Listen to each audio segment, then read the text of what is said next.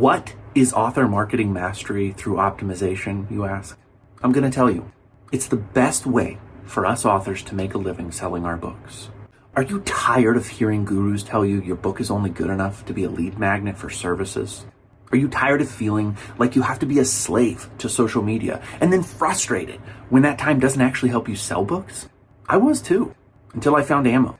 Ammo is the only program that reliably produces results, and it works for anyone. Is it hard work? You bet. Do you have to overcome some of your own prejudices to make Ammo work for you? Absolutely. But rather than being another program that rah-rah shish-goom-baz tries to get you emotionally excited only to offer unclear methods, Ammo shows you how to design profitable ads step by step through a unique, never-before-tested formula. The founder, Steve Piper, is a data-loving, formula-driven author who escaped the kingdom of Amazon to build a platform for himself where he sold directly to his readers and built a loyal following. With Ammo, you know who's reading your books, how to contact them, and what they want to read next. If you've always been frustrated with Amazon's wall of mystery, of not knowing who's reading your books, of losing 50 to 70% of the hard-earned money you make through book sales, Ammo solves all of those problems by putting you in the driver's seat and showing you how to fulfill your books directly to your readerships. Click the link in the show notes to learn more. If you only take action on one thing you hear in this episode today, take action on this. Put your book in my indie bookshelf. This is the coolest resource that I have come across in I can't remember how long. It is an amazing resource for authors and for readers. If you're wondering why I like it so much, you'll have to listen to the episode to get the full story. But I want right now for you to go to www.myindie, that's spelled MYINDIE, bookshelf, BOOKSHELF. And if I spelled it wrong, it'll probably still get you there. Go to My Indie Bookshelf. You can hear Chewy wants you to go there too. He's my podcast co-host. Do you have anything else to say, Chewy? Okay. So that's what you do. Add your book to My Indie Bookshelf. He wants you to do it too. Chewy wants you to do it. And now, please enjoy my conversation with the creator and founder of My Indie Bookshelf, Christian Francis. This is TRBM Ammo Edition. If you're a published author and want to make a living writing books and selling them to avid readers, you've come to the right place. There's simply no program that's more successful at driving readers towards the books you've written. So the only thing you have to worry about is writing a great book. And the system within Ammo takes care of the rest. Thanks for listening to this conversation. I started off being a ghostwriter for many years for screenplays with the film industry. Wow, okay. And that took me to then do some ghostwriting, editing, and basically business managing for some published authors, to which I moved to LA, did that for a bit, and saw the real horror side of the traditional publishing world. Basically just even how they treat someone who's supposed to be a big author, like how they treat those kind of people. Like as soon as you don't sell a book, it becomes the worst thing ever, and they will just cut you off and treat you like dirt. Right. And it basically left a real sour taste in my mouth. So then in about 2016, I decided I'm just going to start writing my own stuff now, or at least releasing my own stuff. Sure. So I started that, and then I was like intent on, indie or self-publishing. I didn't really mind which. But then when I've done both now, but it was like earlier this year, I realized that everyone is facing exactly the same problems. Like I only joined TikTok in March, and I hadn't been part of a community as such. Just seeing the amount of self and indie published authors that continually go on about the problems that they're having with marketing, with discoverability, with other people treating them badly, as in like readers and other authors alike, like traditionally published authors, and just having nowhere to really show their books off, because you go on Amazon, you can't anymore, you can't do a search for indie published stuff. And some people just read indie published. So I thought, well, I know how to build websites, kind of. I'm not a professional. But I just thought, do you know what would be really cool if there was just a page that just had book covers that you could just scroll through. You can search genre and you can search them how you want. But if you're in the mood for, hey, I just want a splatterpunk book, for instance, you could go on there and it will show you as many as you want to click through, and you can click through and it will show you not just where to buy, because the where to buy thing annoys me. Like, as in like, oh, buy it here. And it's like, fine. But I like the authors being able to be in control of the books and be able to say, you can buy a signed copy here. And like, it's also important that it's free, because that's basically what I got to. I was trying to do my bit to level a playing field to what I saw as unfair treatment of self and indie published authors. Like, we basically have to do it all ourselves. Yeah, absolutely. Yeah, we do. I mean, I just finished having another conversation with a guy who will be on the podcast here shortly, and we talked about book covers, and he's designing his own book covers. He's doing very well and selling very well. And it was when I came into this, I thought the one thing, the things you have to pay for are editing, proofreading, and book cover design. I thought those are non-negotiables. You have to pay for them. If you try to do them yourself, it's going to be shoddy and you're going to give self-publishing a bad name. I still hold that that's pretty true with editing and proofreading. But book covers, I'm starting to see that, even people who don't have a kind of degree can be very competent in designing good book covers. I mean, that's why I'm a bit lucky that my day job and my actual profession is graphic design. I was a graphic designer since the first iteration of Photoshop came out.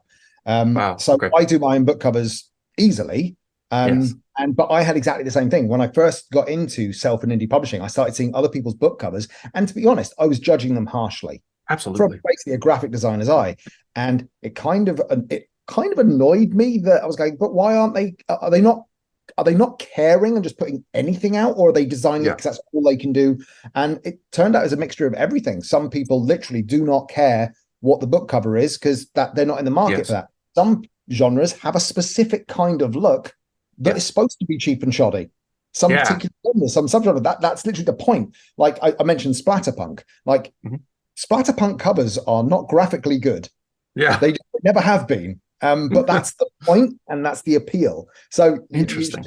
Getting into the mindset of it, but I totally get that. I mean, I believe that book covers, my site kind of makes it important that at least there's some graphical representation, because that's literally what's going to make people click, because there's nothing else on there. You can't put star ratings. You can't do anything like that. It's literally just the cover. You click on it and it is totally visual, which I get is unfair, but it's I don't think there's a perfect way of doing it.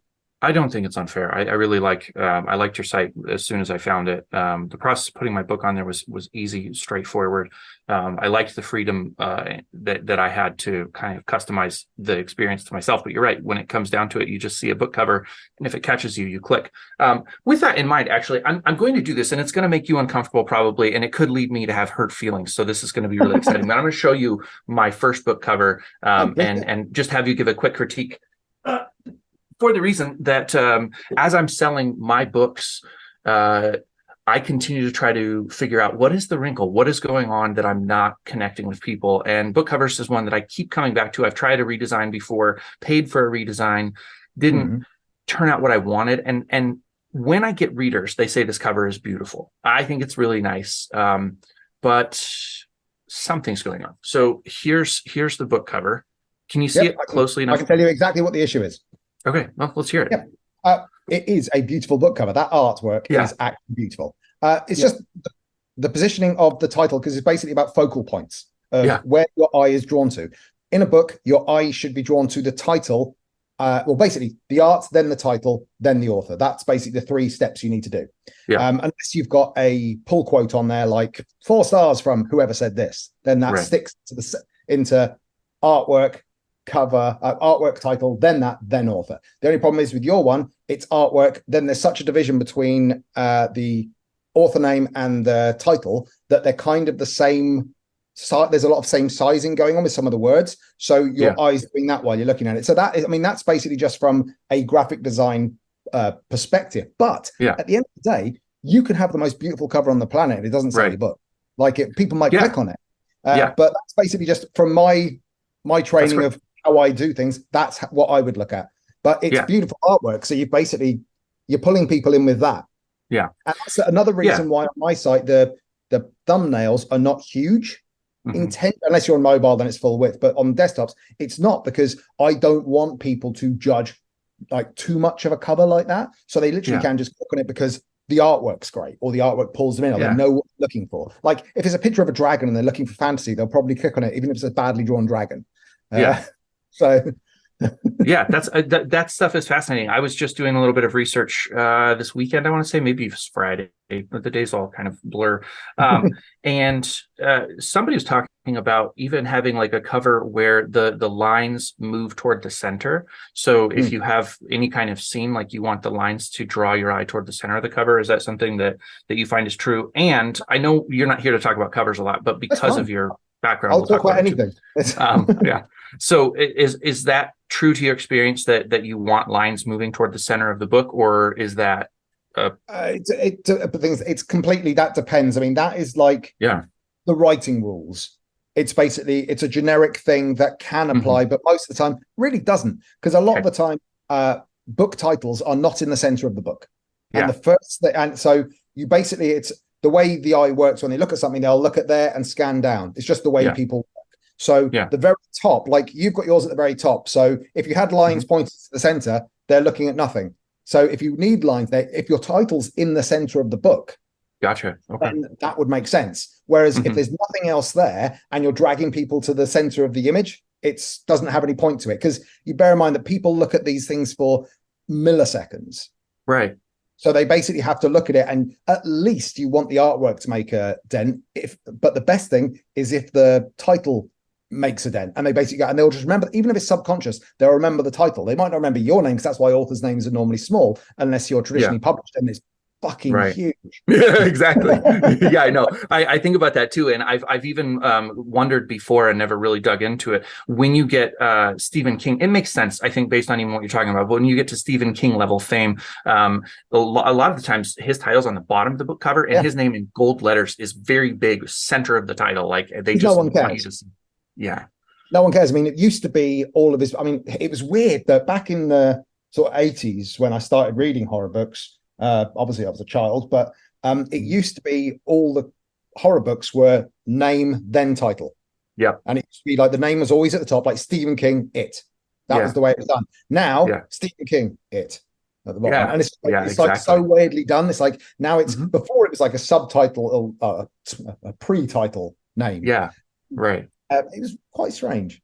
But also, I did want to say that I'm not necessarily here to talk about anything. Like, okay, yeah, I don't make money in like the site and all that. I want it to be published, but whatever you want to talk about, however you want to go, I'm completely fine with.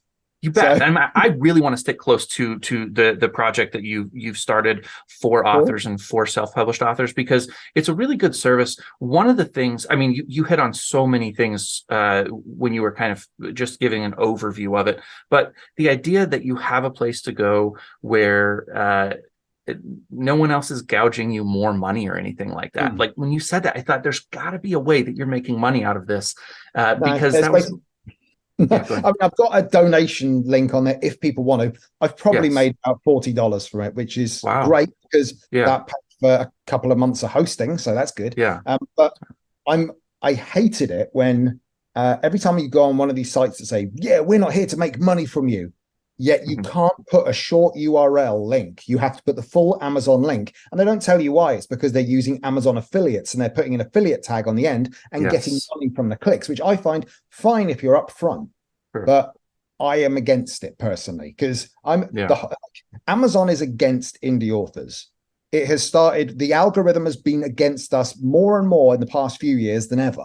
And giving them more money, or make it, me signing up to being in service to them didn't sit right, even though it might get me money. Yeah. So I made sure of like, there is no affiliate service here. There's nothing, like you literally can use the site and I will never make a penny from you, and you might sell it, which to be fair, I'm fine with. I mean, I do have a space on the site for banners if ever I need to sell ad space. I mean, I work that into it, and I'm going to constantly be evolving the site, and I don't know what's going to come in the future. But the one thing that will always stay the same is it's going to be a free service for authors to advertise their stuff and free service for readers to find stuff. So that's the ethos anyway. And now time for a little ad break. Have you ever heard of the Luke and Time Mysteries? If you're listening to this podcast, chances are you have. The host is also the author.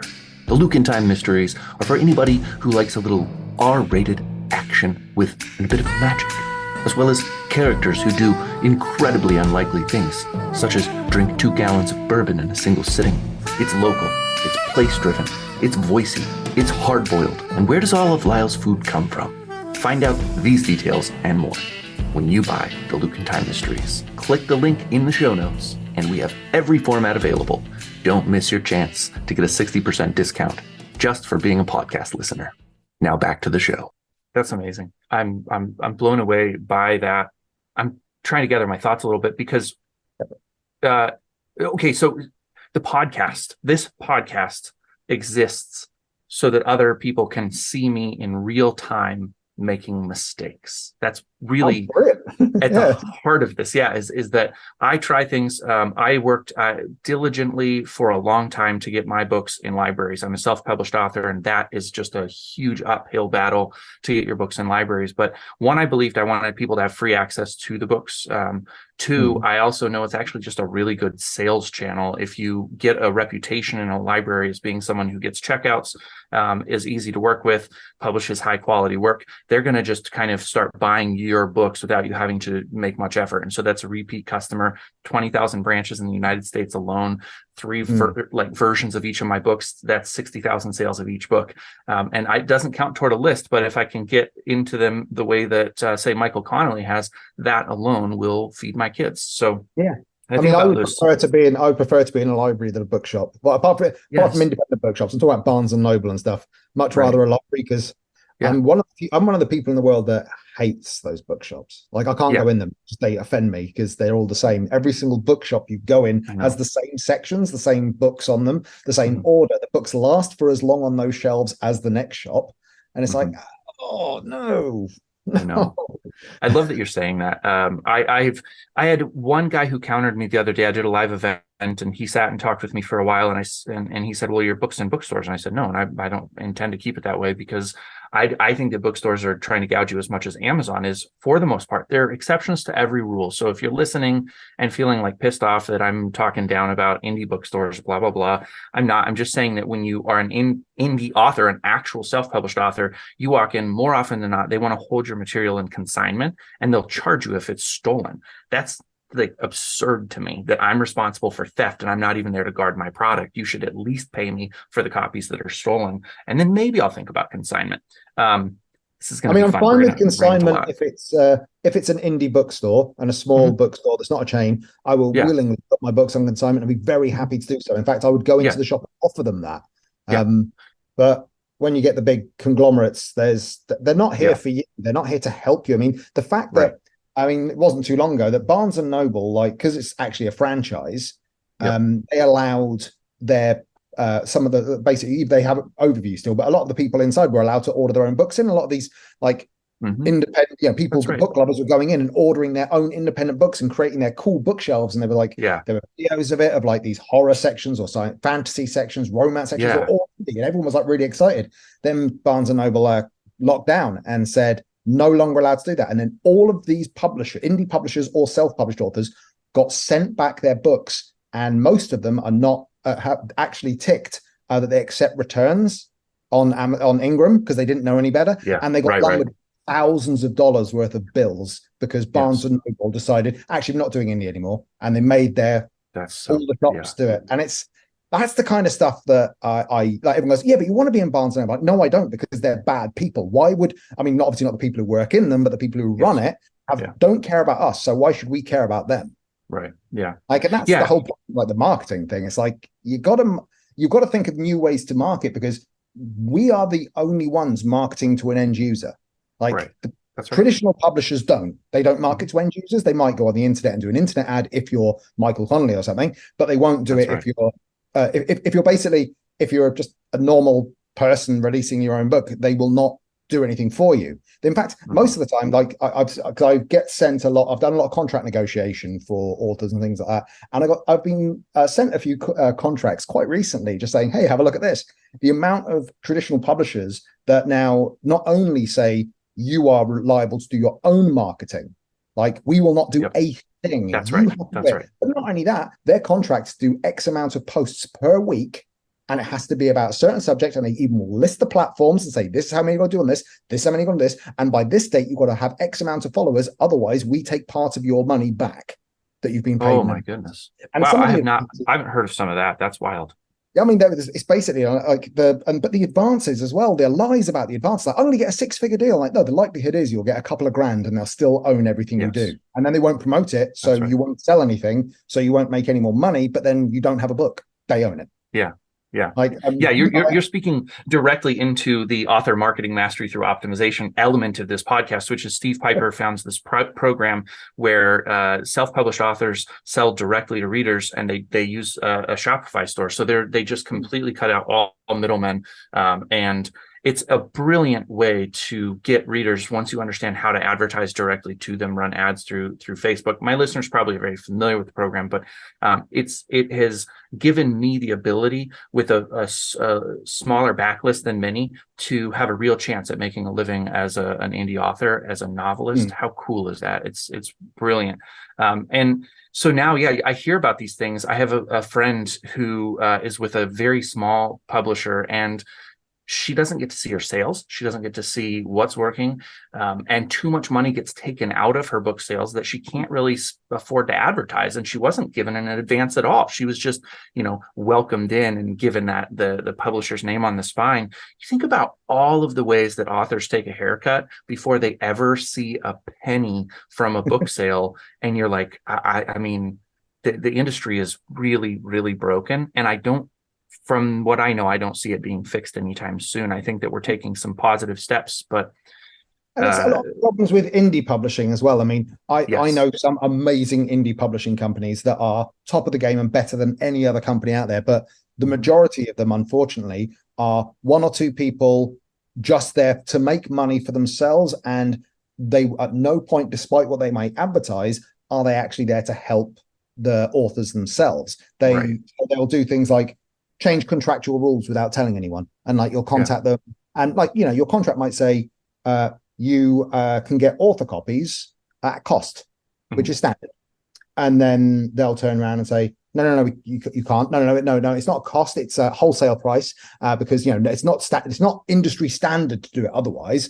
which is a complete lie. But it's the way they'll because indie publishers, if like some of them, they don't have oversight. So they can do what they want. They can earn what they want. They can declare what they want. They can say, we've earned this much from your books. You'll never know. Yeah. Because they don't send you original sales report. They'll send you a sales report they've generated, which, to be fair, the big ones do as well. But they at least have a lot of oversight, and the figures coming down are probably right. Maybe not, but still more likely to be right. The problem is there's a lot of crooks out there in publishing, just the same as there's a lot of crooks out there aiming at emerging writers to teach them how to write, to tell them how to market, and they're only there to make money and not actually help. And that's a lot of the problem. But as I said, there are so many great indie publishers out there. I'm not shitting on them all. I'm only a few of them. And of course, then things like vanity publishers, which are just the scourge of the world. People still believe that you should pay a publisher. I mean, I've seen there's a lot of TikTok arseholes out there that literally make money from teaching authors. They run workshops, they have how to write books, and they make videos saying, hey, you should actually pay your publisher. They deserve it. Oh, wow. And it's like, they do all this for you. It's like, literally, that's their job. Yeah. It's dumb. It's there's a lot against us as indie writers. Yeah. And that doesn't make it better when crooks get unearthed. I mean, the thing is, you're in the business long enough, you more or less know in your genre the good indie publishers. Yeah. I mean, but then there's the whole thing of I get it a lot because I started off on TikTok doing anti-rules and telling people what not to listen to and what not to do. Oh, nice. I like that. Tell you things about writing. I mean, I did so many anti-rule videos, which basically like, oh, show, don't tell, dialogue tags, things like that, and basically just railed against them and saying why they're wrong. Yeah. And the amount of people that picked up on that, I then wrote a short book about it and Nice. didn't release it to anyone. I don't want people on TikTok to buy it because they can just watch it on all of the videos on TikTok. And Oh, cool. Okay.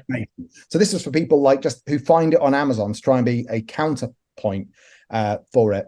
But it's like it's the genesis of the website as well. It's like trying to rebel against what I saw as unfair and people trying to prey on emerging authors by giving them opportunities. Like there's the people, like if they're even an indie author, might say, all I want to be is part of this association that's maybe the, whatever genre you're in, Writers Association, and that you can pay money per year and then you can say you're a member and we'll do nothing for you apart from you can say you're a member, and we run our own awards that you've paid to be in.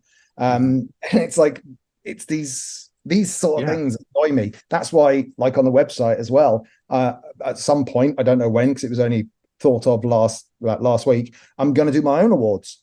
There's going to be the Mindies, because my indie, why not call it the Mindies? I decided to call it that, and I don't know what it's going to be, how it's going to be, but it's going to be free to enter, and you don't have to be a part of anything to do it. You don't even have to have your book on the site to do it. Wow.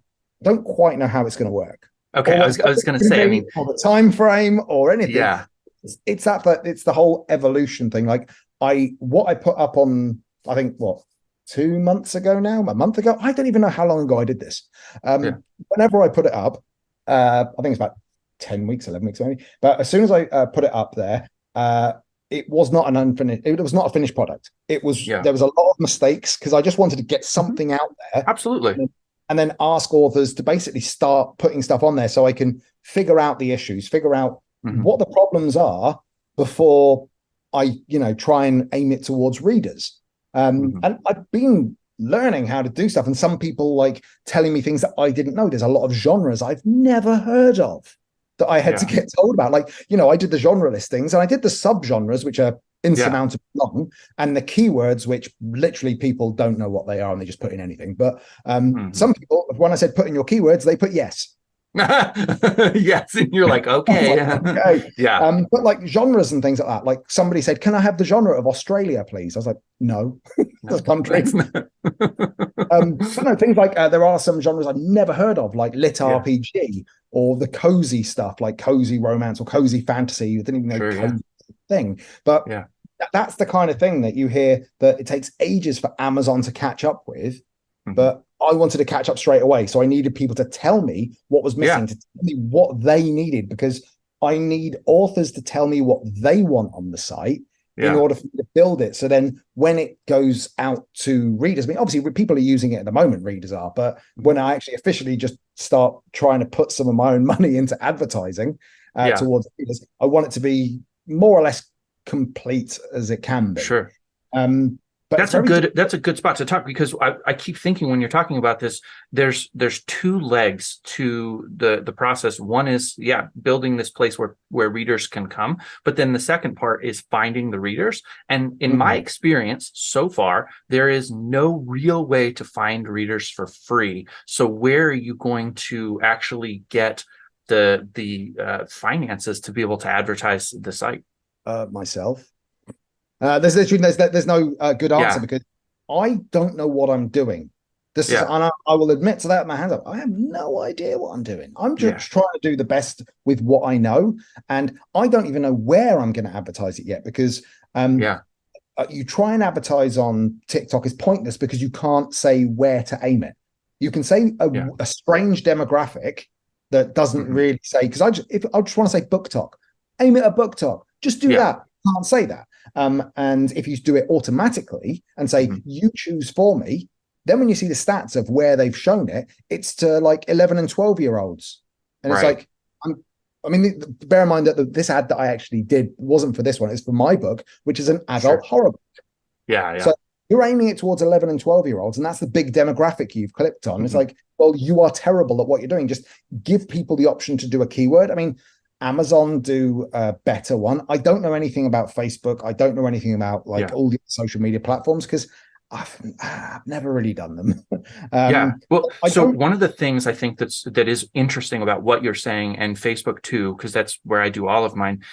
I think the average age of reader who my deal right now for selling my books through Facebook ads is got to be 55 or 65. And I love selling books, and I love that those readers are reading my books, but I also know intuitively that if I can't sell more books to 30-year-olds, I'm never going to get the kind of brand fame recognition that I really, really believe I can achieve. You have to reach the younger audience, and that's a challenge on Facebook, is that they know that the 55 and above open their wallets a little bit easier. They're usually in more comfortable financial positions, and so you really see a lot of your ad dollars go there. TikTok is nice. You and I probably both started reading horror when we were 12 or 13. So it's not necessarily that TikTok did anything wrong there. It's just the 12 and 13-year-olds don't have a wallet to actually open up. And so that's where you come into these interesting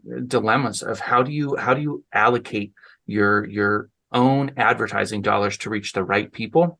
Nobody has solved it. I'm trying to think of it. I mean, that thing is, the first port of call will be as soon as I said I have a bar, which is as soon as 3,000 books gets on the site is when I say, okay, we're at a point where it's a viable thing to show people now. I mean, we're at about 1,600 and something now, and it's slowed down a bit. It was a huge, for the first couple of weeks, it was massive. Yeah. It's getting 100, 200 books a day.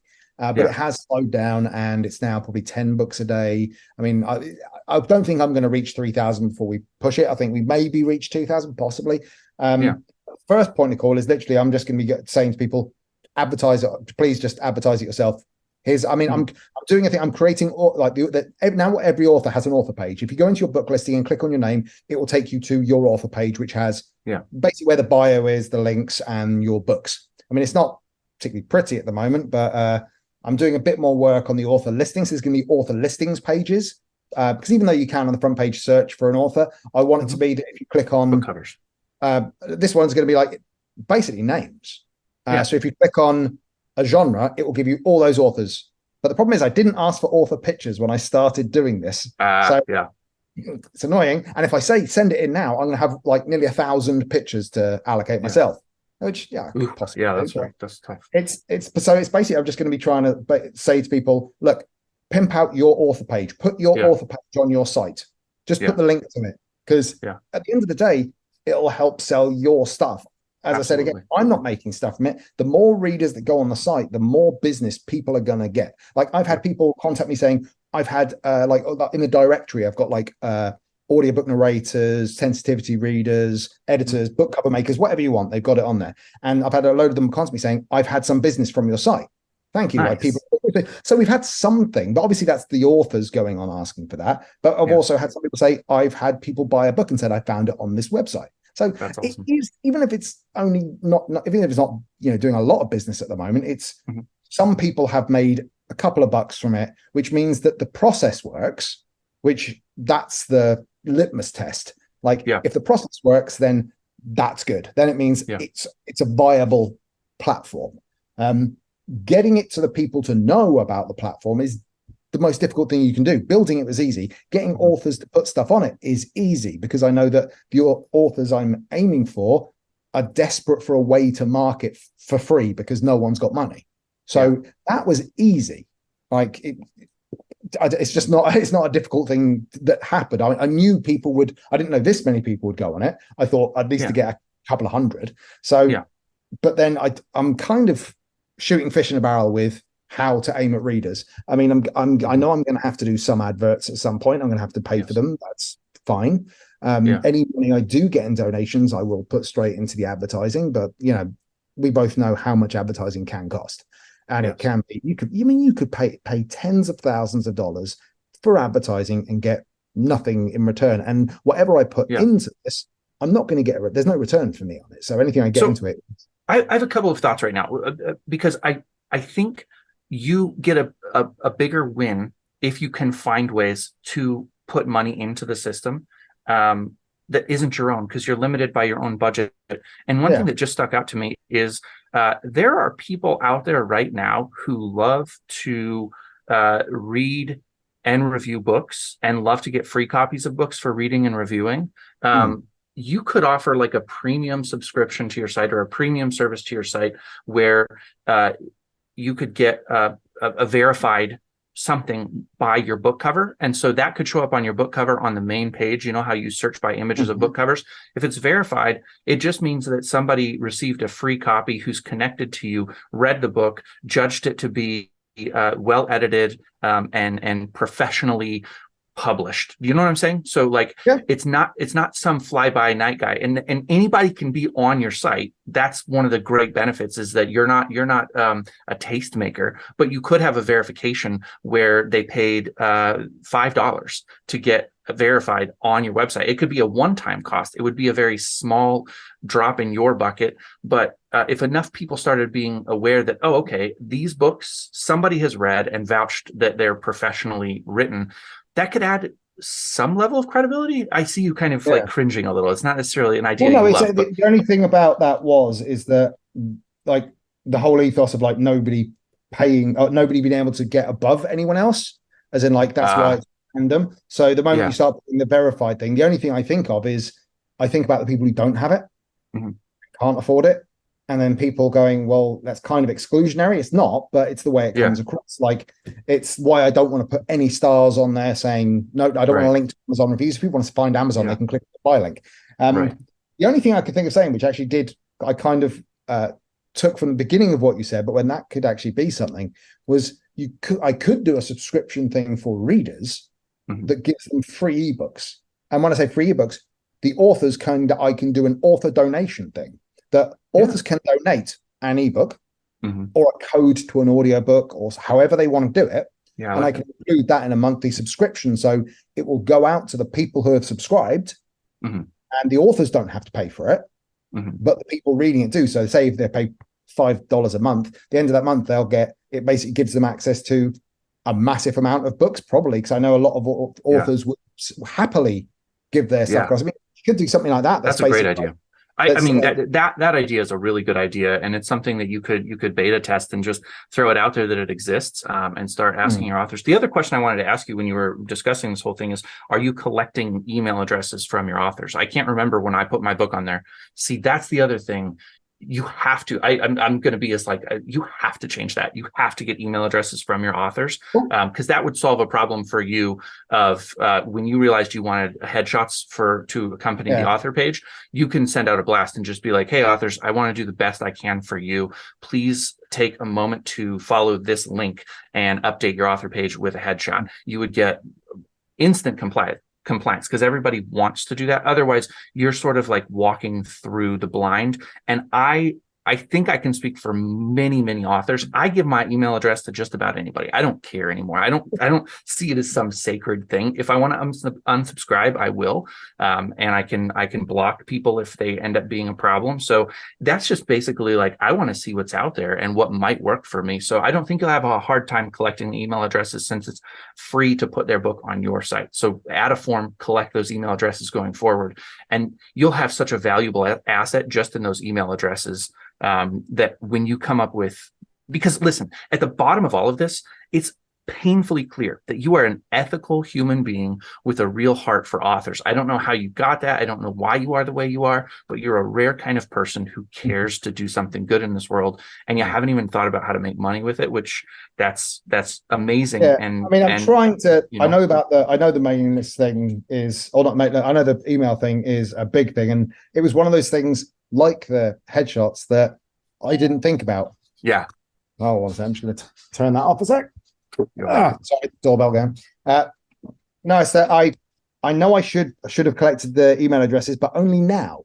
Yeah. When you said that, I was like, oh, of course it is. Of course. Yeah. But then I did start building, like, the newsletters I have built up are for people who want to be contacted for ARCs, because now on the site authors can submit their ARCs or alpha or beta reading books, and people can either see the ones listed on the site or sign up for any private ones, because I know some authors don't want their ARCs advertised that they're available, or don't want their contact details out there, which is fine. So that hence I did the newsletter version, but that's really all it is. But I can easily add onto the submission form, put your email address in, and it will just be a field that goes in. I'll have to. The problem with all of that stuff is to use, say, something like MailChimp, for instance. Yep. If you have 1,000 contacts, fine, it won't cost you that much. If you have 10,000 Right. contacts, Yep. it'll cost you a bit. Yes, So I it's can like- solve that problem for you too. For the time being, Yeah. is run it through Substack. So just create a free Substack newsletter for yourself Mhm. and drop all of those email addresses into Substack. You can email at volume and never charge a penny. You could have a list of 500,000 people on Substack and send out, and they won't charge you anything for it. So I'm just the way gonna that grab Substack, my phone to write this down. yeah. Is I'm going to do that. Yes, you know what, I was hosting my podcast through Buzzsprout for a while, and I liked them, and I paid $20 a month or something like that, and it was good. But then I saw that Substack had started allowing people to host their podcasts, and I was like, surely something's wrong here, because there's no charge for hosting. And I searched and searched and dragged my feet and didn't do it for a long time. And it was actually when I realized that not only could I release my episode every week for free to as many platforms as I wanted, but also it would send out an email accompanying that to be like, hey, here's the new episode. And my listenership went up hugely when I did that, and nobody unsubscribes. It's not like they get 2 emails a week from me because I do 2 episodes or had been doing 2 episodes. Nobody unsubscribes. My open rates were in the high 40s. I mean, there's just no downside, and Substack hasn't charged me anything. So I should probably put my set a podcast. I had a podcast. Of course, Yeah. I had a True Crime podcast because everyone had a True Crime podcast. Yeah, exactly. But I had one, and we don't do it anymore. We got to about 40 episodes, but then Yeah. it was on Libsyn, and I'm not paying a monthly fee for something I'm not doing anymore. That's I've Right. haven't done since the beginning of COVID. So it now doesn't exist, except apart from MP3s and my thing. So I should probably create something on Substack and actually have them on there, just so people can listen to them. Absolutely. It's great. It's easy. It's a really amazing thing. And I think that they are similar in ethos to the way that you're talking about. They definitely want to make money, and they're making a good deal of money. And the way that they're doing it is that you can subscribe to the stacks that you value, and you can be a free subscriber or a paid subscriber. So it's kind of like got that I can't think of the name of the site that people use, and it's kind of almost like a donation, or you can have paywall type stuff. So you can, Patreon. That's exactly the one I was thinking of. So it's kind of like Patreon, but really geared towards writers and now podcasters. And it would really marry well with what you're doing right now, in both ways. And so I would highly recommend it. Then if people do subscribe through Substack to you, then Substack takes maybe 10%. It's a very small fee, but it ends up working well at scale. They have some of the top journalists out there that are completely free of any kind of like CNN or Fox News or any of those type of avenues, because they're able to have so many paid subscribers that get the full treatment. So everybody wins. It's a cool model. And what you've designed for writers is that I'm blown away by what you've done. So I want it to be as successful as possible, and many people to find you and sign up for your newsletter, and everybody wins. Nobody loses when you do things the way that you're doing them right now. Yeah, I am quite prepared for it to fall on its face. I'm under no illusions that this. I mean, everyone keeps saying, "Oh, this is going to be big. This is going to do really well." Like, no, it could fall down really badly, and just have authors adding their books and then nothing. Yes, that's right. And that's that does go back to what we were talking about earlier, is you have to be able to find a way to find readers, and the best way I know of is advertising. I hate that that's the truth. It's just really very few people have something that they can create that goes so viral on TikTok that the algorithm on the platform does all the work for you. Otherwise, you have to sort of like nudge it along on Facebook or Instagram or wherever it might be. Well, I did a TikTok video advertising it, which was me speaking to this, speaking to the screen, saying, if you're, authors, this is a call for you. Please put your books on this site. It's free. Blah blah blah. I used a coupon, and it was basically, use this coupon and you can go up to 12,000 people we can show this video to. I was like, oh, cool. Free? Brilliant. Yeah, that's awesome. They wrote to me halfway through and said, this video is of poor quality, so we're not going to do it anymore. Oh. And I went, what? The video was poor quality? Well, I've got a Pixel 7 phone, so it couldn't be in the video. Like, was it talking? Was it the fact that I don't know what it was? Like, they know that, like I said on the advert, the gear is to get hits on my site. So it wasn't because it was going somewhere else, but they judged it poor quality. And I think it's because TikTok have a deal with Penguin Random House. Like when you do, you can add a book Like, you can add songs, you can add a Yeah. book you're reading. Only books by Penguin Random House are on there because Penguin Random House sponsor them. Wow. So, of course, if you're doing something and it's aimed specifically at something that isn't theirs, they're not Yeah. really going to think twice about it. And they're not going to, I very much doubt a book, like, not many books go viral anymore on TikTok. Some do occasionally, but it used to be. I mean, when I was actually browsing TikTok, but not a part of it, there were Right. so many books that were going viral. Like, people, like the latest book come out, and there were so many. Now, I know. once every month, you maybe get a book, and it will be Mhm. short-lived. Right. And most of the time, it's traditionally published. A couple of the times you get other ones, normally Yeah. for bad reasons. Maybe the author's a bad person, so that's getting pushed that way. Yeah. But it's no longer, since Penguin put a lot of money into TikTok, the platform's kind of working against us a bit. I'm hoping So- it changes. I guess I want to say a couple things to that. One is kudos to Penguin Random House for being the first big publisher to understand that they need to change the way that they're advertising. So I'll applaud them for that. And for all of the authors who are inside of their family, they're getting a benefit right now. So I applaud them. Good job. You had the money, you had the capital to just kind of swing around your huge baton, and it did hurt all of us. But yeah, it does go right back into the idea that we are a business of one all the time. We're always a business of one. If you have enough success, you might be able to hire somebody who ships your books for you or responds to emails for you, different things like that. But essentially, if you're a self-published author, you're always going to have your hands in business management, and that is intense, to say the least. And you get, like, I mean, I've had some authors write to me about the site because, like, the whole thing of the ethos being you cannot be above anyone else. Your site, it appears at random. If it's at the top, next time you reload it, it won't be. And it's completely random. There's no way you can, fix the system. The amount of people that, I mean, I've probably had a couple of dozen now, writers write to me and say, I adore the fact it's like this. It's so good. It's so refreshing. Can I please pay to be at the top? Which I'm Wait a sec, you just unsaid everything you said. And it's like the amount of times that I've said that, this is not, you can't do that. And eventually I'm going to have put banners on the site. At the moment, I'm a bit cheeky, and it's my books that are the banners on the site because I've just had to put something there. But I did say, like, in a few of my videos that it's never going to be an author's banner. Like, apart from my one, because it's there just for the moment. When it actually happens, it will be maybe a writing service that I actually agree with, or maybe a publisher that I agree with. But it will not be an author cannot pay for their book to be up. And even a publisher, if they want to put something out there, it cannot advertise a book. It can advertise the company. But that's interesting. Okay. That's the only way I'll do it. Like, because the whole ethos of, like, your book cannot go above anyone else's, it's for a very good reason, because I want that one person who literally wrote it self-edited, made their own book cover, and can't afford to even buy an author copy of their book on KDP, even though it's a few dollars.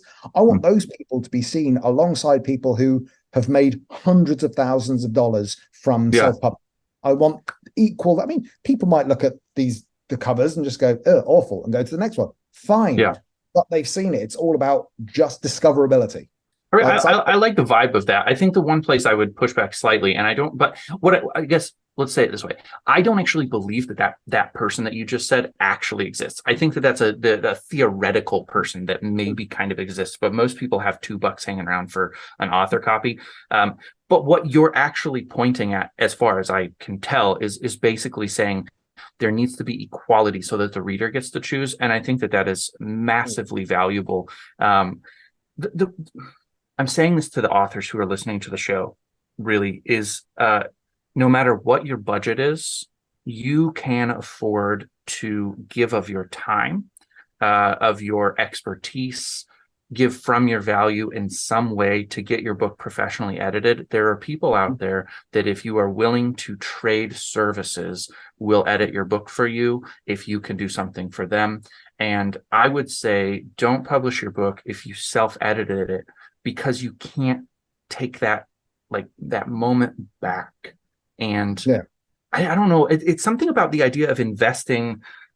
It's the investment that you make to get the book out. It is. And it's but the one thing they all have to realize as well, and not enough people know, that editing isn't one thing.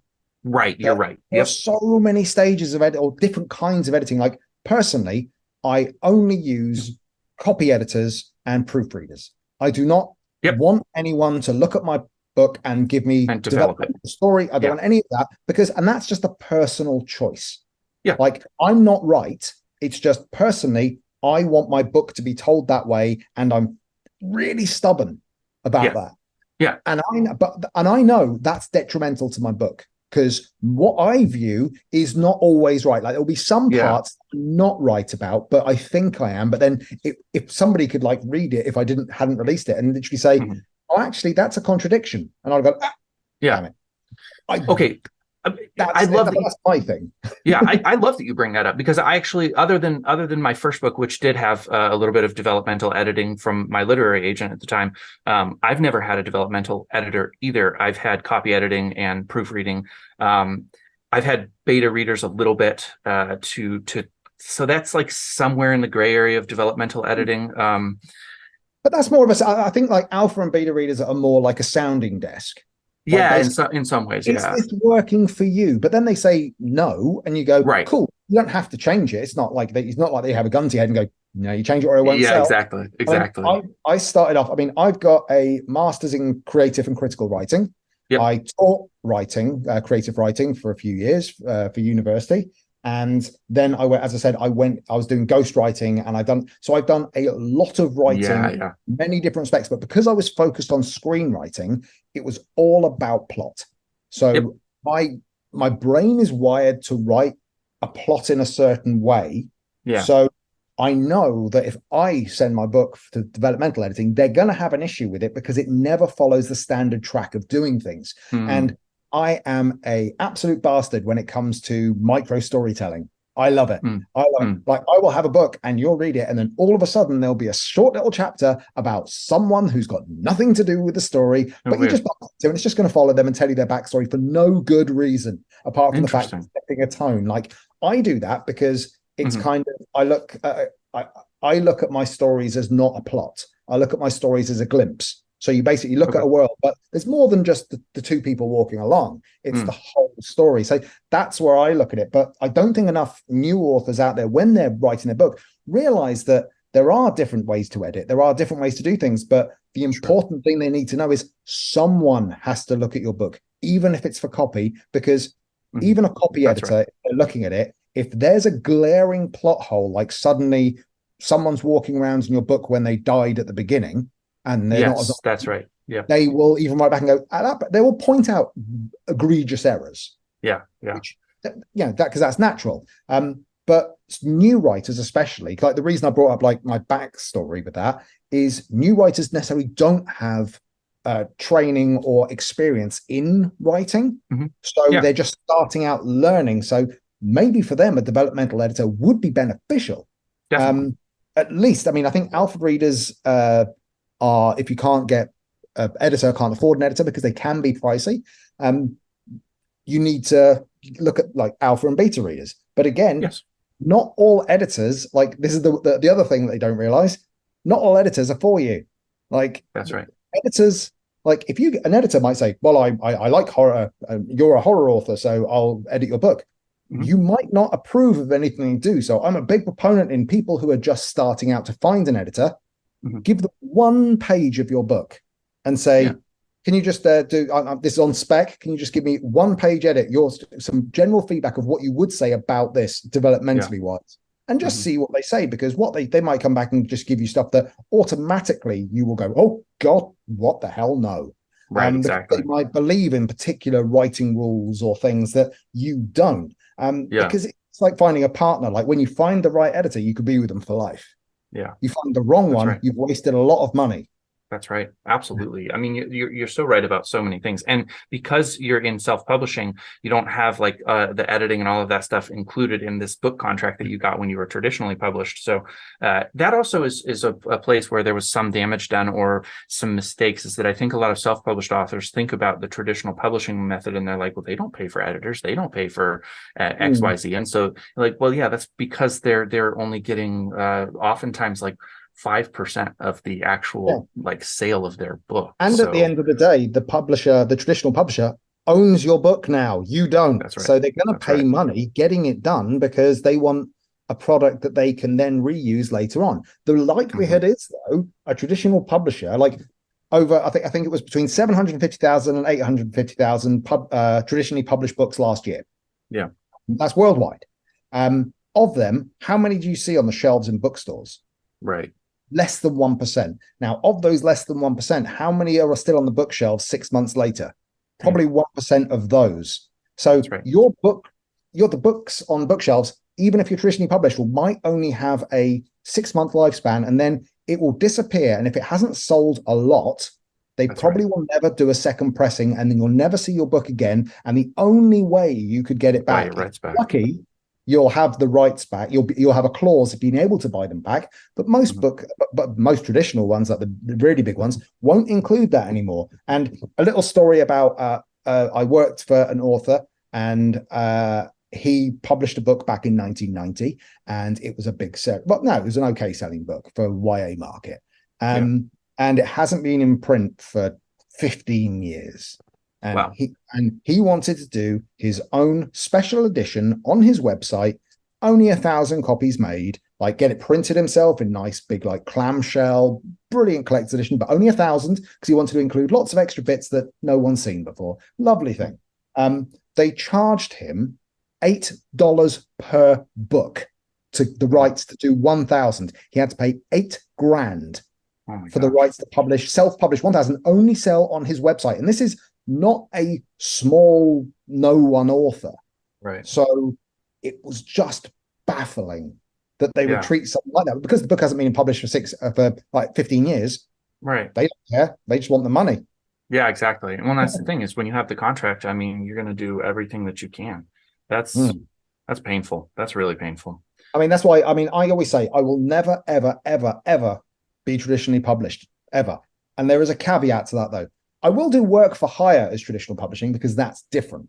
Sure. Like, for instance, but it's like they can pay me to do some stuff for them. Fine. If somebody, because I do a lot of novelizations, like I've done a lot of horror novelizations. If, for instance, a traditional publishing company wants me to do a novelization, would have no problem with that. Fine. You pay the money, done. Because you're not under the same remit as being getting your own babies done. Because basically novelizations are writing somebody else's work. But the idea of giving my work and just the idea of someone owning that and me not being able to get it back unless either I pay them a lot of money or license it from them, I don't think I could. I literally don't think it's possible. I don't care if they said, well, we're going to pay you $5 million. Like, yeah, well, I will be set for life and I won't have to work again. And I could just write forever. The idea of giving up something, I mean, when you're a self-published author, it's the same as like you kind of love your books a little bit more because you were involved in the editing, the book covers, because of that end process that beforehand you had no idea really about it when you started out, that you had to do this.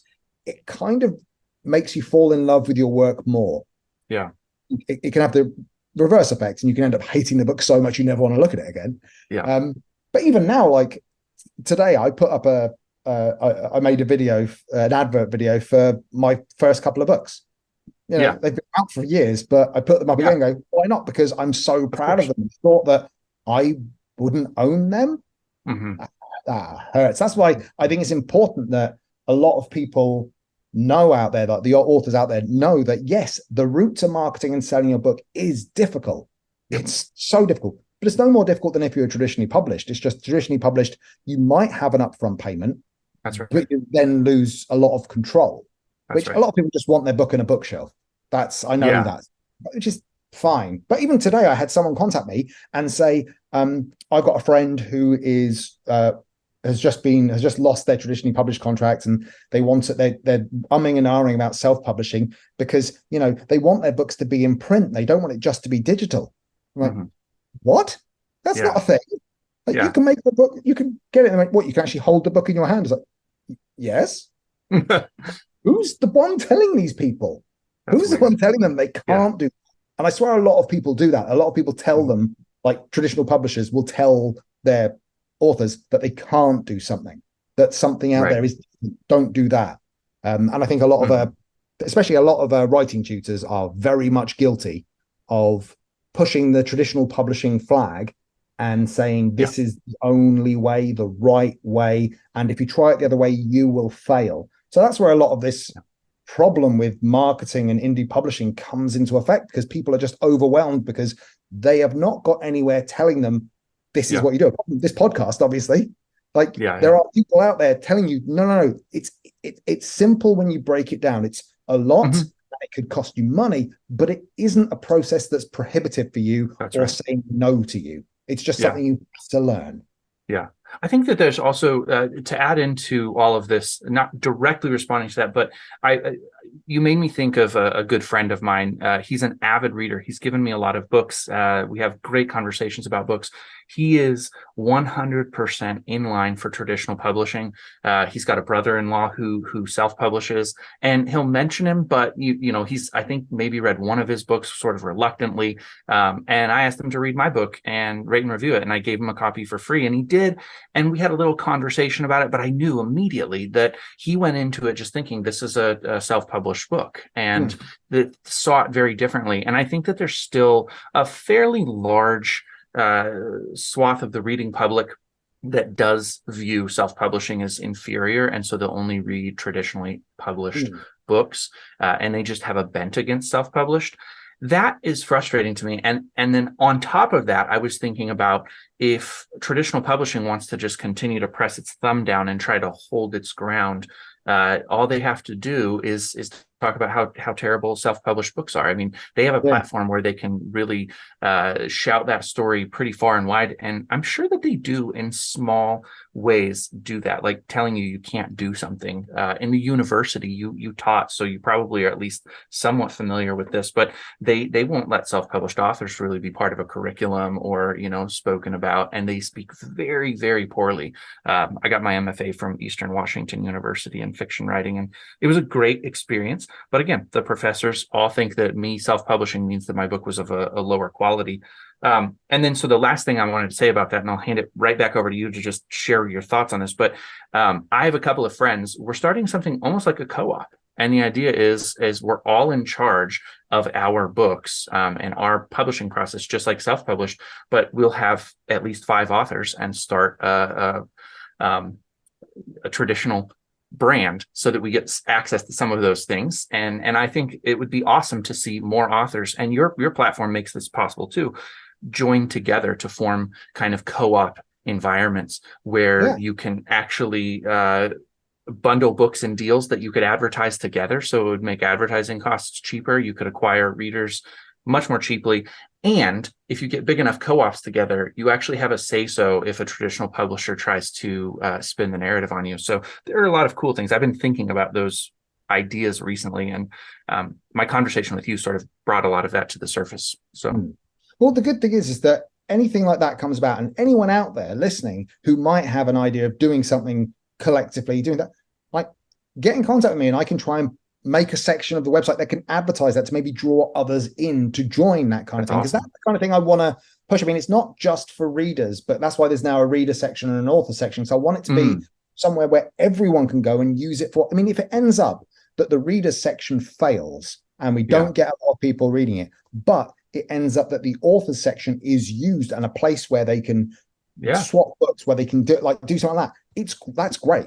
Like I'm for however the path, the actual route will go of this site and where it will go. And if it is a question, like, I mean, imagine if you could, if you were a new author and you went on, whether it's my site or someone else's, and clicked on, and there's a section for co-ops, and there's a list of available ones that you could actually join. It shows you what they do, how they do it, and you could look about joining it, maybe contributing somehow, maybe if there's however they do it, whether it's you pay to be a part of it or however, like having that option to be able to see those in front of you, I think is wonderful.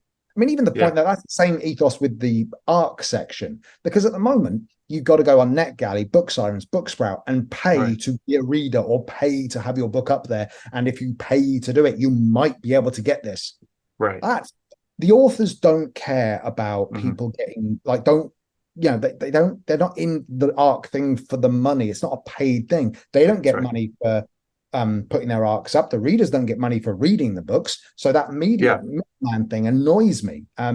Especially seeing as the traditional publishers use NetGalley, and it's really like cost prohibitive. Yeah. But that's why you can go on, say, my site or anyone list it, and there is a load of list up. There's like, I think 40 arcs up there now currently that you can go up. If you want to be an arc reader, you can find that, contact the author directly, or sign on to however sign up they've decided to do it, and become an arc reader without having to pay for it. And I think that kind of available information is the only way that independent publishing is actually going to progress. And eventually, like, traditional publishing is going to fail if it doesn't adapt. And I think indie publishing is the only way that it can do it right from the outset, because apart from, obviously paying Random House, having the money to pay for TikTok, that's really it. Exactly. So that the others are going to fail, because eventually the big bookstores are going to go the way of record stores and bookstore, video stores. They are going to fail because people are going to stop buying physical copies. Not like the mom and pop independent stores are going to be fine, because it's a different kind of audience, but the kind of audience that go into a Barnes and Noble that costs tens of thousands a month to run, just one store, eventually the income is not going to allow that. And especially COVID didn't work amazingly, because it really only boosted their e-sales, which is fine, because then a lot of these big publishers, I think, are going to have to either accept the print on demand service, change the way they do contracts, or just go digital. That's really the available options for them, unless there's another resurgence in print buying for the normal public. But then most people buy their books from Target. Yeah, that all people absolutely. Don't go Costco, premium. Yeah, they're not going to buy a latest whatever book for $20 when they can go into Target, get it for 10. They're not fussy a lot of the time. The majority of buyers aren't fussy enough to get the latest thing by the latest person. They'll just go, "I'll wait till it comes down in price," because they're not in a rush. They're not fans. They're readers, and the majority of them. This is the majority of them. The majority of them just consume whatever they can. It's why Marvel films are so big. It's not a sign of quality. It's a sign of, this is bright and shiny. Look at this. And for the moment, they're looking at it. The moment it goes away, they forget about it, and the next thing will come along.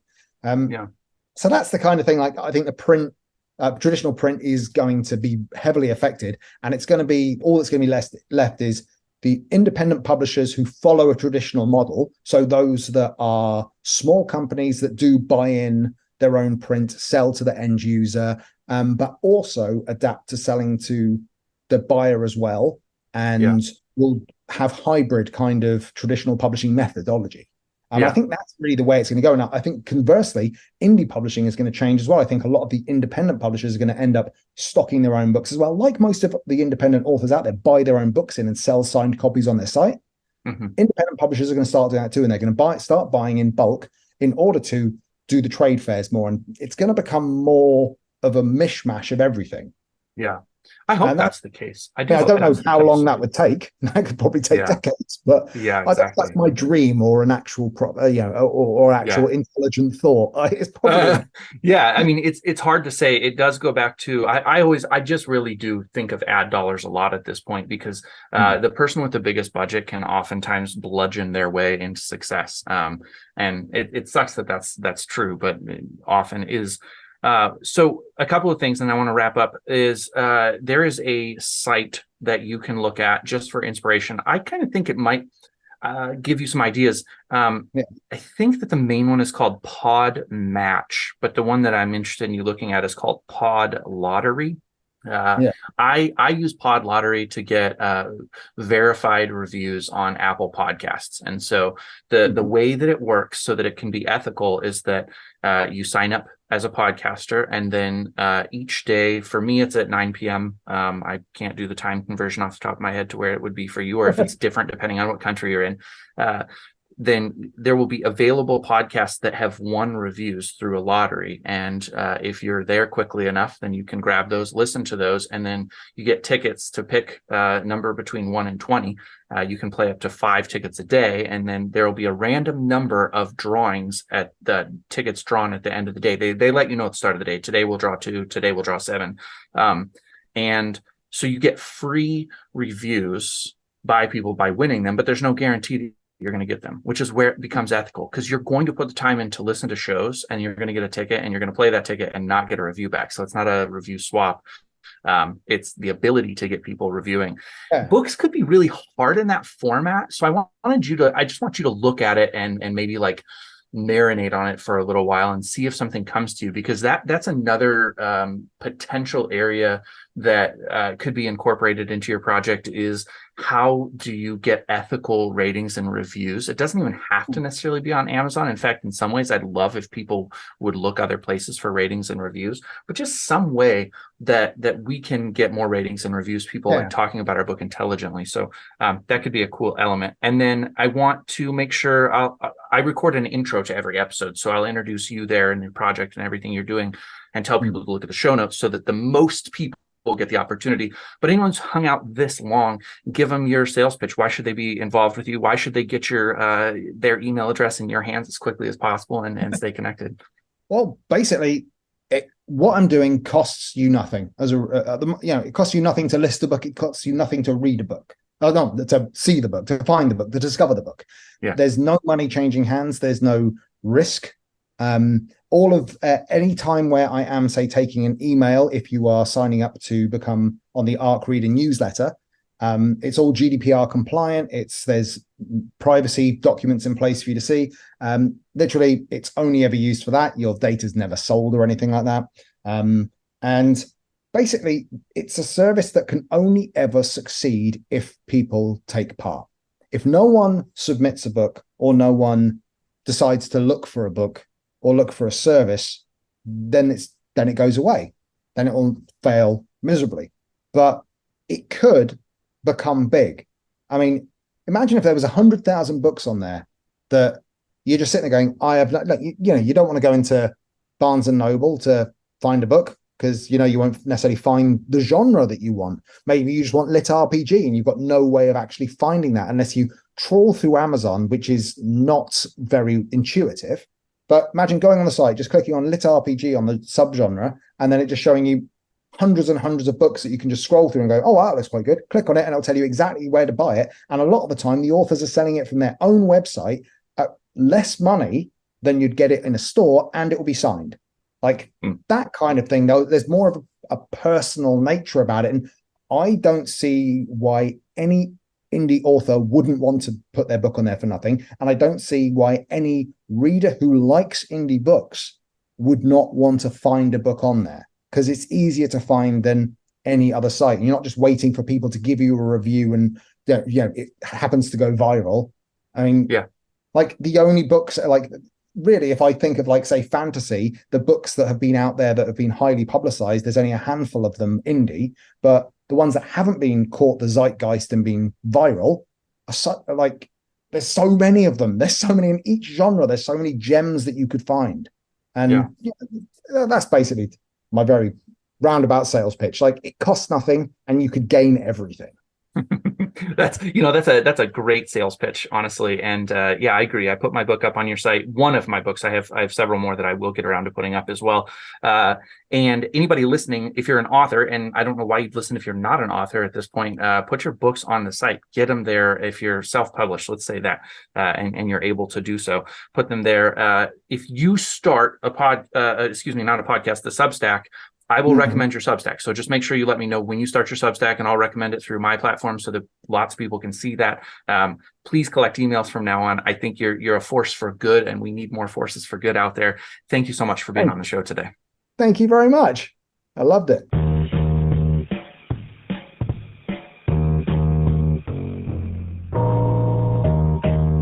Thank you for listening to TRBM. The theme music was provided by the ever-talented Christopher Talon. And hey, if you liked what you heard, share this show with other readers, because what's the point of telling stories if nobody's listening?